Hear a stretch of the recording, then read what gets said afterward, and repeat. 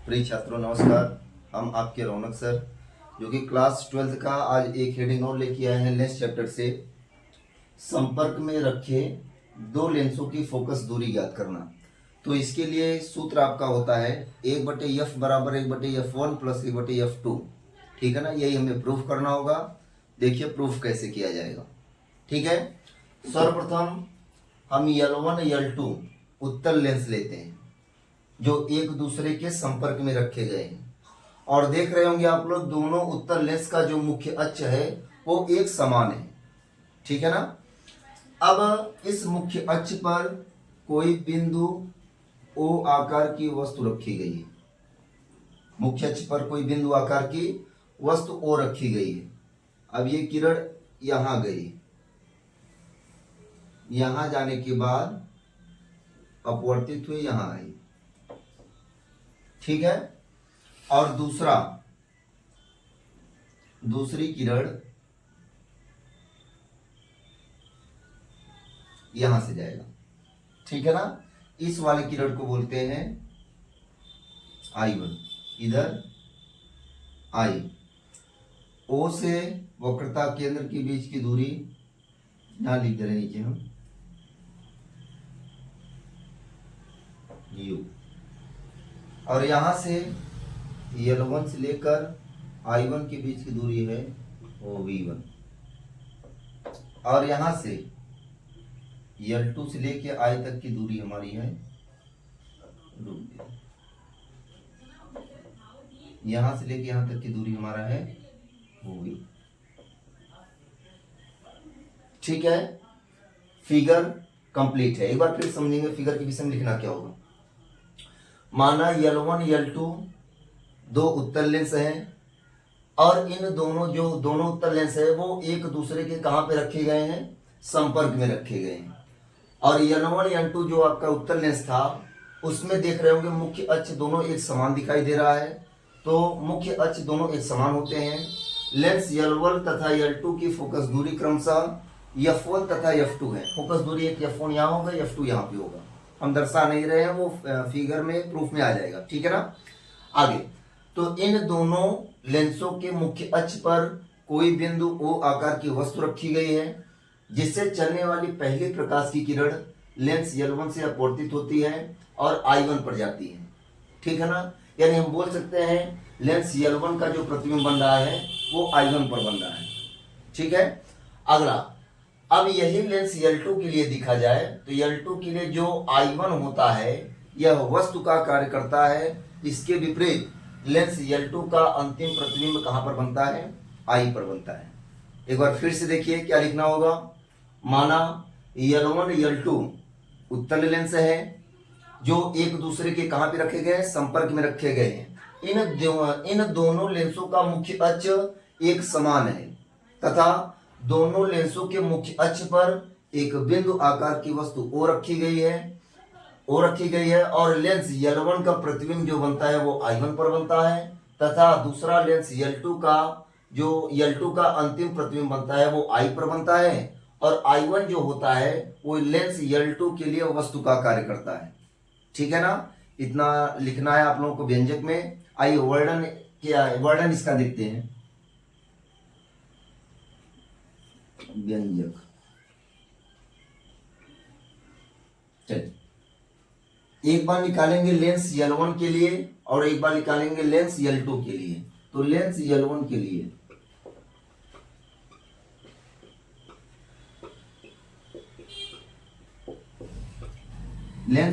के लिए जो वस्तु होगा, वस्तु का कहते हैं U, वस्तु की दूरी जो U होगा वो U के ही बराबर होगा। लेंस L1 इधर है, यहां पे देख रहे होंगे वस्तु की दूरी जो दिख रहा होगा वो U के बराबर ही दिख रहा है। तो U हो जाएगा तथा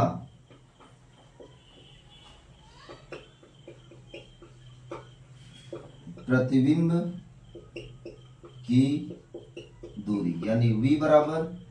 अच्छा देखेंगे जो लेंस L1 बन रहा था उसके द्वारा जो प्रतिबिंब बन रहा था वो I1 पर बन रहा है ना।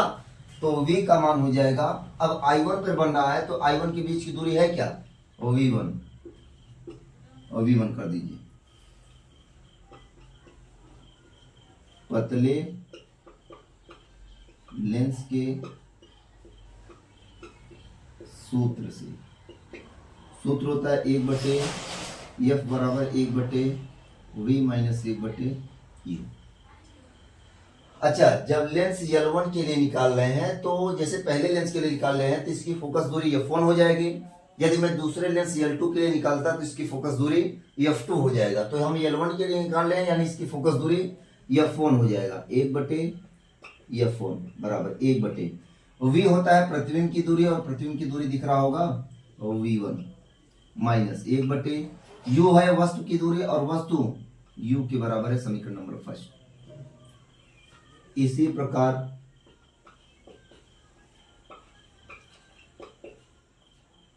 लेंस L2 के लिए, लेंस L2 के लिए देखा जाएगा जो वस्तु की दूरी होगा, वस्तु की दूरी यानी u बराबर। अच्छा, एक चीज देखेंगे, हम ये बताए थे जो दूसरा लेंस L2 है, और L2 है जो पहले लेंस I1 पर प्रतिबिंब बनता था लेंस L1 के लिए, ठीक है ना। तो ये वस्तु का कार्य करता है और इसका प्रतिबिंब जो होगा वो I पर बनता है।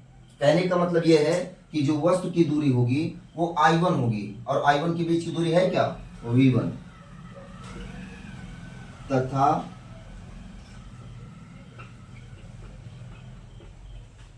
प्रतिबिंब की दूरी यानी v बराबर हो जाएगा किसके, अब I पर प्रतिबिंब बन रहा है, बीच की दूरी देख रहे होंगे v,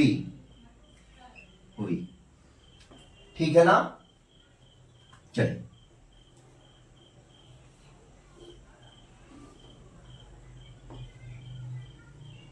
पुनः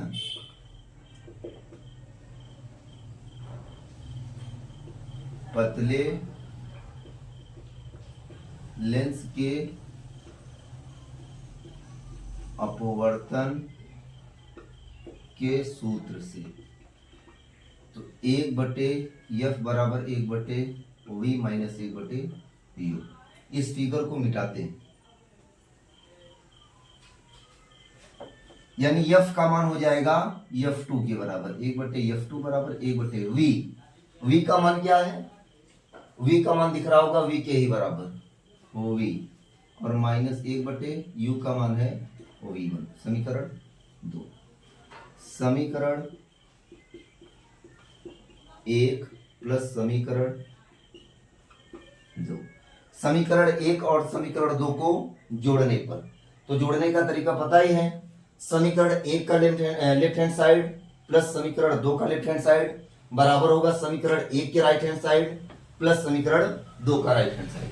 तो जोड़ेंगे समीकरण 1 का लेफ्ट हैंड साइड है क्या, 1/f1 प्लस 1/f2 बराबर 1/v1 minus 1/vu, 1/v1 minus 1/u, और प्लस ये वाला मान 1/v माइनस 1/v1।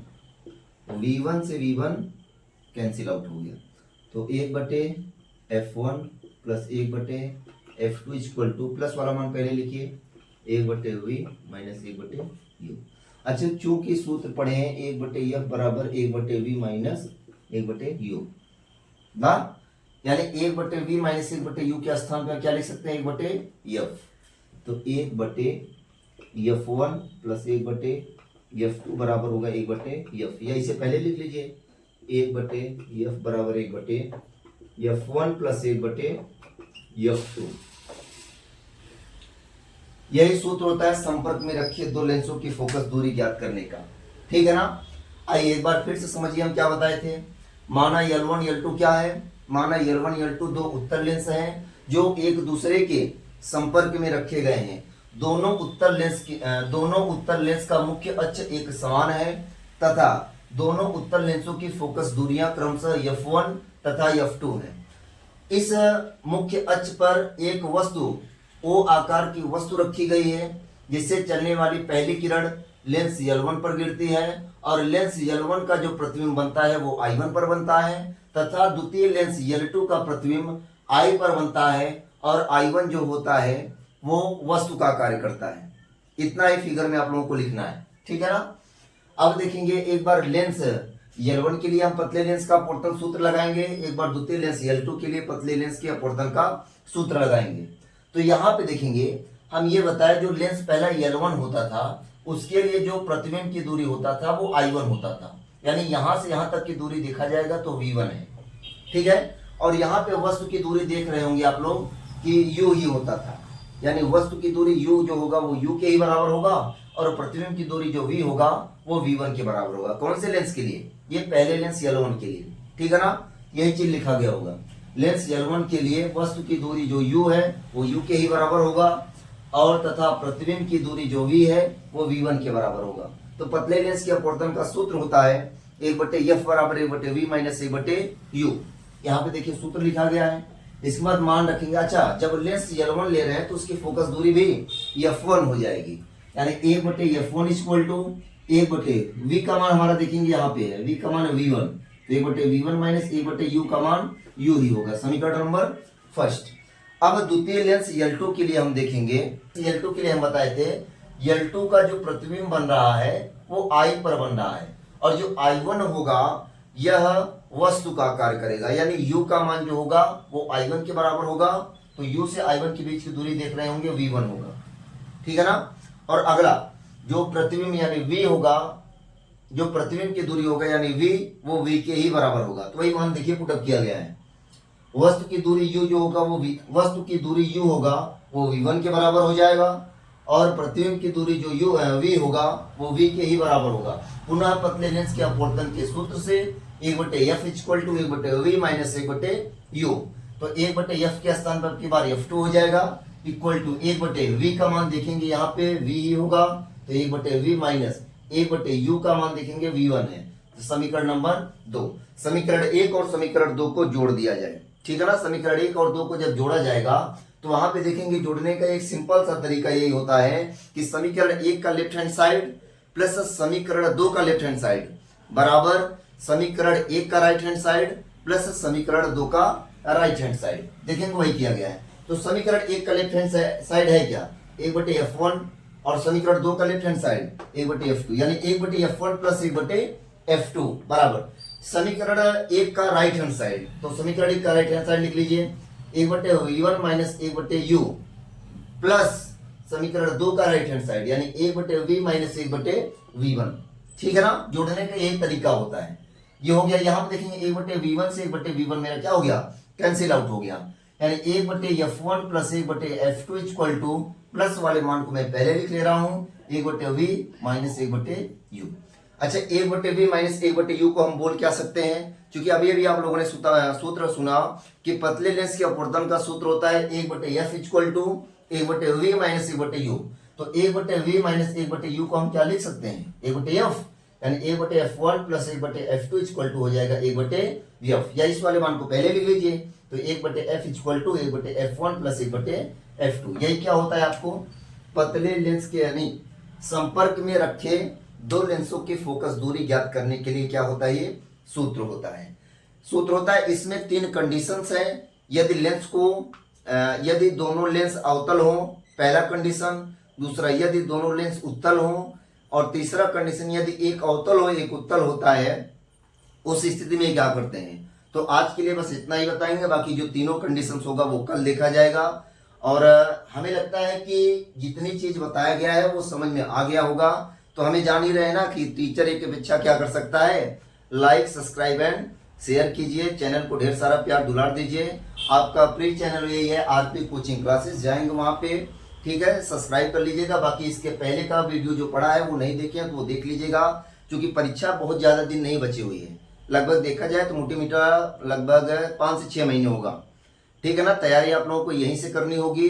ये चैनल से अगर जुड़े रहेंगे तो बेनिफिट आप लोगों को मिलेगा जरूर। अभी नहीं समझ में आ रहा होगा, लेकिन जिस दिन परीक्षा देने जाएंगे अगर इस चैनल से महत्वपूर्ण पॉइंट को पढ़ के गए हैं तो काफी ज्यादा हेल्पफुल होगी, ठीक है ना। धन्यवाद बेटा।